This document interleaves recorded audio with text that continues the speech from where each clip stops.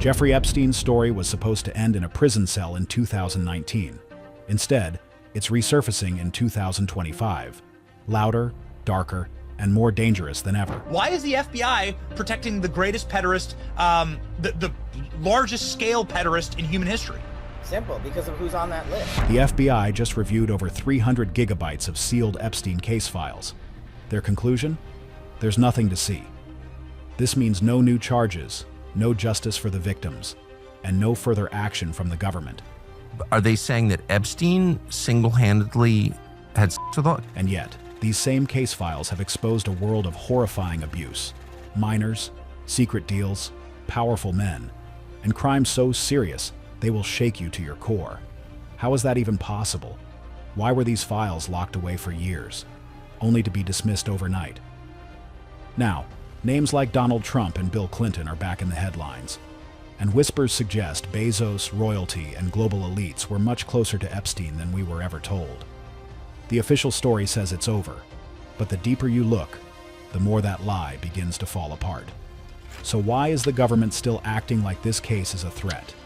And what, exactly, are they protecting now that Epstein is gone? The Epstein File Review: Findings and Fallout. In July 2025, the Department of Justice quietly released a terse 2-page memo. Meant to close the door on the Epstein case, it instead flung it wide open again. At the heart of this memo are more than 300 gigabytes of evidence: surveillance tapes, digital records, interviews, footage from Epstein's properties, reviewed and deemed irrelevant. DOJ and FBI agents combed through over the files that range from surveillance footage and digital records to interviews and hard drives seized from Epstein's properties, including the private island and Manhattan townhouse. The FBI conducted physical searches of desks, cabinets, even closets in squad rooms and secure storage. But after all that, the official line was unexpectedly stark. Federal officials stated there was no client list, no evidence of a blackmail operation targeting VIPs, and no credible leads against any influential figures. How can one man, linked to presidents, tech leaders, and royalty, generate so much content, then walk away with no one else touched? The memo reaffirmed Epstein's passing as a suicide, citing enhanced jail footage that showed no one entered his cell area between August 9th to 10th, 2019. Investigators maintain there was no foul play, no accomplice, and no need to reopen the investigation. The public's reaction was rapid and raw. Elon Musk seized on the DOJ's report, calling it the final straw, mocking the conclusion with memes and demanding transparency. While his comments are polarizing, they spotlight a growing public anger rooted in an uneasy truth. The system seems to protect the powerful.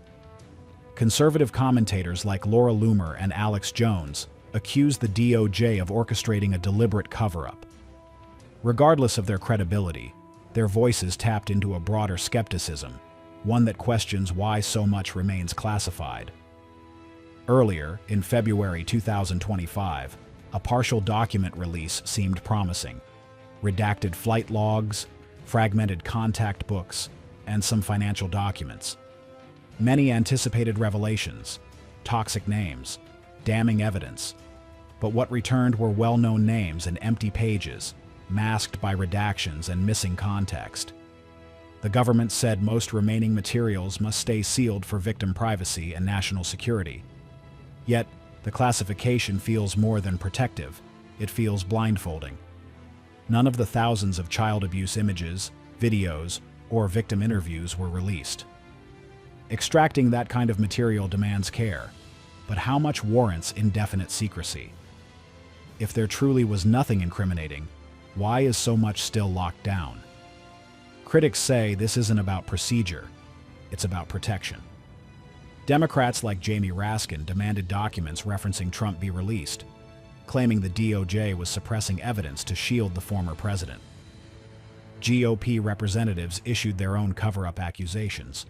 The tension raised questions. Whose interests does that silence serve? Reviewing a case and orchestrating its closure are not the same, and this memo felt more like a conclusion written before all pages were even examined. It's not just what the government is saying, it's what it's not saying. The gaps, the blanked out pages, the absence of context, they begin to reshape the story. So, what are they still hiding? And why? Why the government wants the files hidden? The Justice Department argues the files must remain sealed to protect the victims. Attorney General Pam Bondi emphasized that the archives include thousands of images and video clips involving minors. I was asked a question about the client list, and my response was, it's sitting on my desk to be reviewed. Also, to the tens of thousands of video, they turned out to be child downloaded by that disgusting Jeffrey Epstein. Child is what they were. Never going to be released, never going to see the light of day. As well as victim interviews that, if made public, could re-traumatize survivors. And yes, survivors deserve privacy. But what began as protection feels like near-permanent concealment. At a tense July 2025 congressional hearing, survivor advocate Spencer Coven said that, while protecting victims is crucial, we can't hide behind secrecy forever. He called out the DOJ for withholding material that could confirm the involvement of powerful figures, hidden surveillance cameras in private homes, and traumatic encounters that appear documented, yet remain unseen by the world. And the questions being raised by the public are valid. If survivors wrote down their worst experiences, why can't the public read them? Virginia Giuffre's testimony, one of the most widely referenced in the case, is already part of the public record. She has repeatedly stated under oath that she was trafficked to powerful men, including politicians, royalty, and academics. I was so young. Ghislaine woke me up in the morning and said, "You're going to meet a prince today." I didn't know at that point that I was going to be trafficked to that prince. In her civil suit depositions, she spoke of homes wired with hidden cameras, of being told to do whatever was asked, and of seeing other young girls brought in and out like disposable objects. In one heartbreaking interview with the BBC, Giuffre said, "I was just a kid. I was scared, but they knew what they were doing." Her handwritten diary entries, later shared during legal proceedings, echoed the same pattern. Coercion, isolation, and systematic abuse protected by wealth and secrecy. Maria Farmer, another survivor, alleged in her sworn affidavit that Epstein and Ghislaine Maxwell kept surveillance monitors in nearly every room of their Manhattan townhouse. I looked on the cameras and I saw toilet, toilet, bed, bed, toilet, bed. I'm like, I am never going to use the restroom here, and I'm never going to sleep here. She described being locked in a bedroom for over 12 hours and threatened with consequences if she spoke out. In a 2020 interview with The Guardian, Farmer chillingly remarked, "They had everything on tape. Everything." She insisted that the abuse wasn't hidden, it was documented. Sarah Ransom, yet another survivor, testified in federal court that Epstein forced her into acts and manipulated her with the threat of blackmail, suggesting that cameras were always rolling. "He had the tapes," she said in her victim impact statement. "He used them like insurance." I just heard the clinking, clink, clink, clink of chains. At one point, when I was being every single day, sometimes for 3 times a day, up to 3 times a day, when Ghislaine herself, by her own hand, forced me into Jeffrey Epstein's room to be did she say I'm sorry? These stories aren't rumors. These are sworn statements of victims.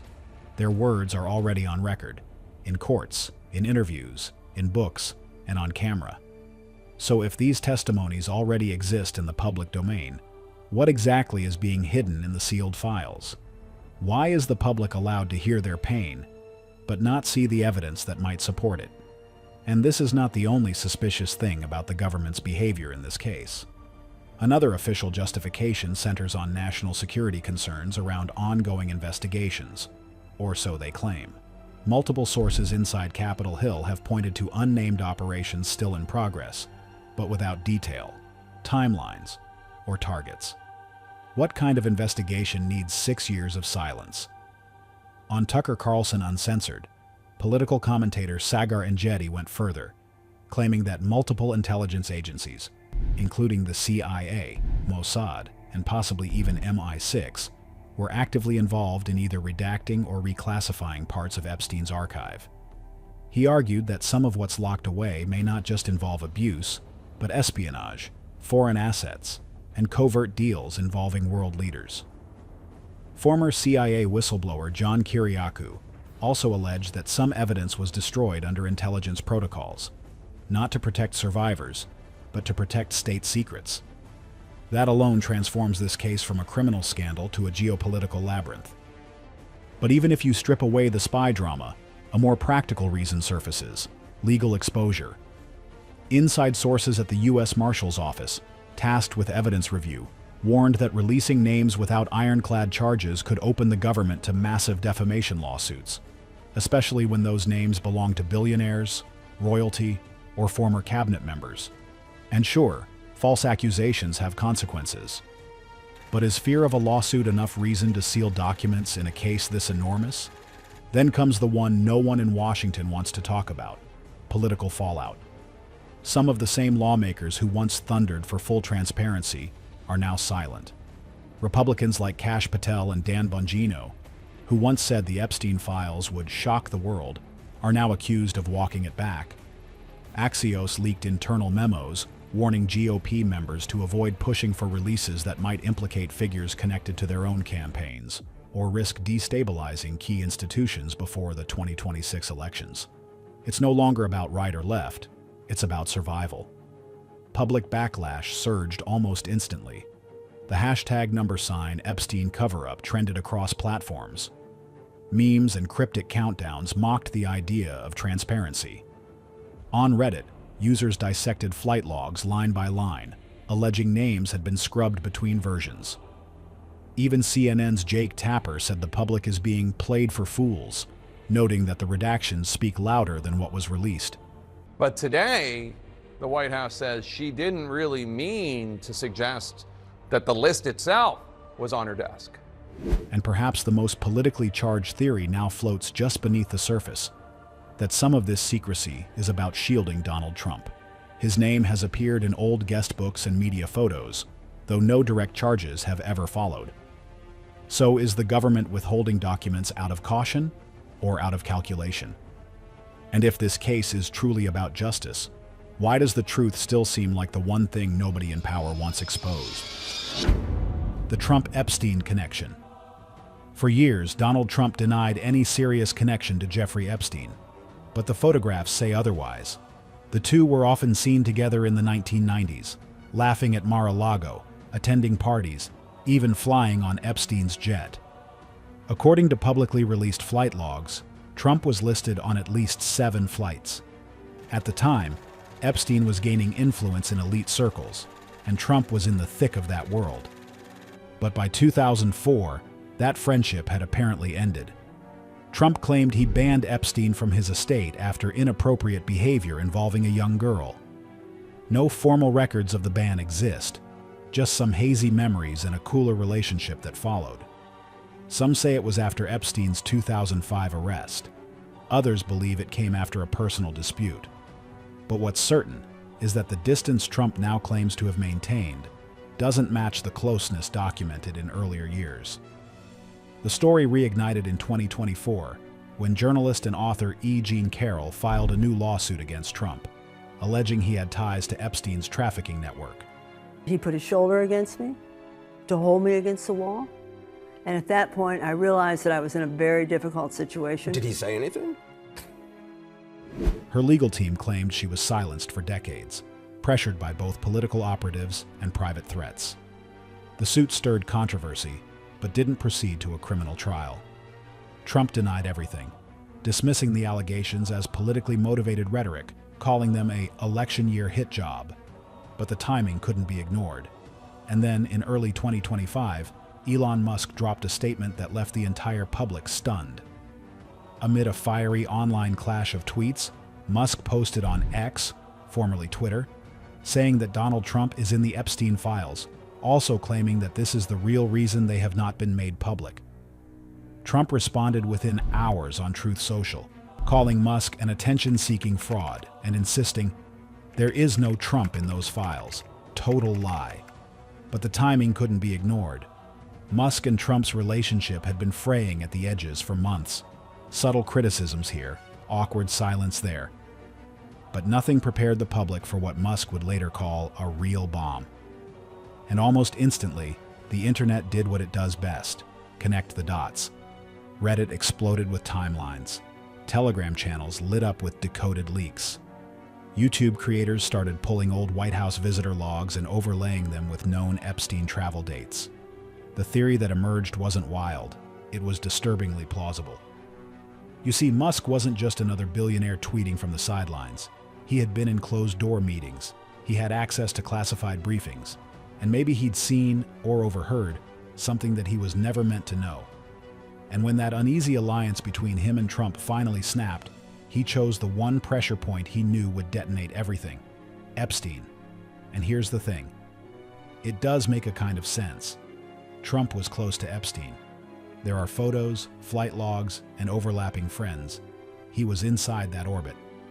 Add to that the DOJ's persistent silence, the sudden GOP reluctance to push for full file disclosure, and the eerie fact that even Musk, one of the most powerful tech voices in the world, is being dismissed as a fraud rather than disproven. And the shadows begin to feel heavier. Some pointed to Musk's phrasing, the real reason, as intentional, almost surgical, not gossip. A claim rooted in something he believed to be true. Whether Musk saw the files directly or heard about them from someone who had, it added weight to a suspicion many already carried. Nothing has been proven.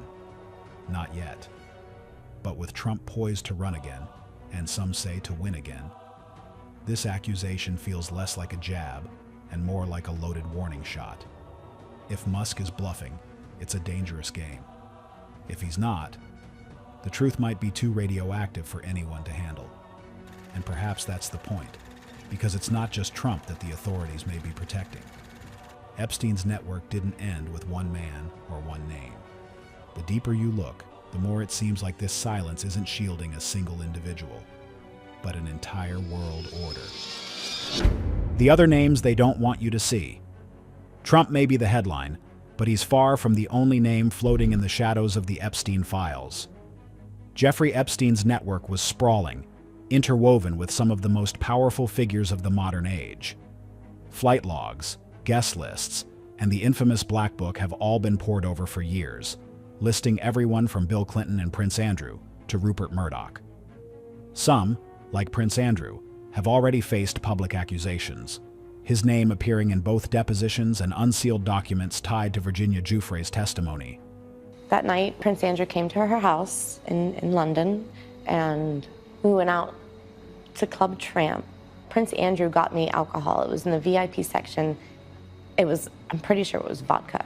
Prince Andrew was like, let's dance together, and I was like, okay. And others, like Bezos, sparked scrutiny after reports surfaced that he attended a private dinner with Epstein and other tech leaders after Epstein's first conviction. That detail alone raised eyebrows. Why would the world's richest man entertain a convicted predator? But here's where things get complicated.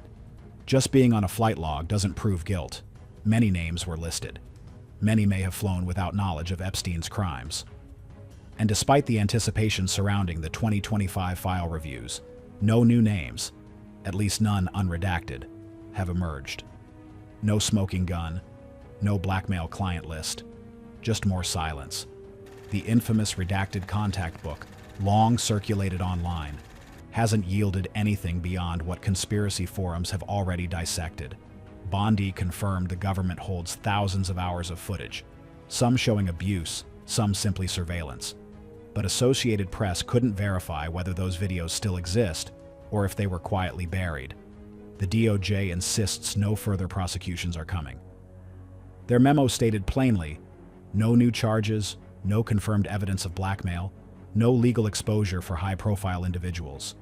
But for a case so global, so grotesque, that answer feels too clean. And that's why this matters.